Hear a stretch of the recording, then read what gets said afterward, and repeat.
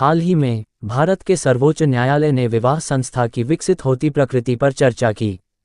न्यायालय ने विशेष विवाह अधिनियम के तहत समलैंगिक विवाहों को कानूनी मान्यता देने से इनकार कर दिया, ये कहते हुए कि ऐसे संबंधों को मान्य करने के लिए कानून को संशोधित करना संसद की जिम्मेदारी है।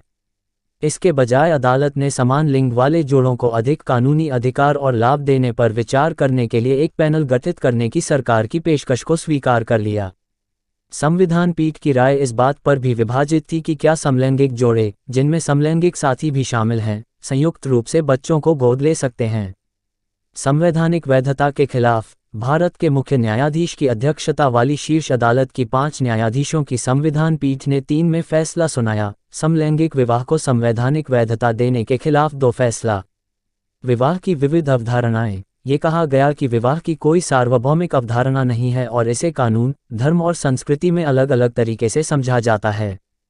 कुछ धर्म विवाह को एक संस्कार मानते हैं जबकि अन्य इसे एक अनुबंध मानते हैं।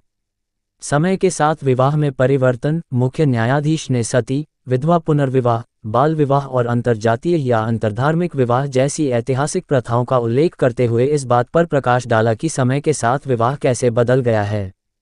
ये परिवर्तन बड़े पैमाने पर संसद और राज्य विधानमंडलों द्वारा विधायी कृत्यों द्वारा लाए गए थे।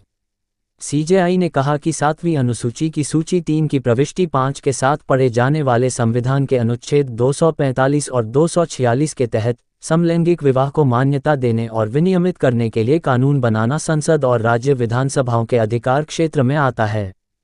Civil union, CJI DY Chandrachud और जस्टिस कौल अल्पसंख्यक राय ने समान लिंग वाले जोड़ों के लिए सिविल यूनियन के विस्तार का समर्थन किया।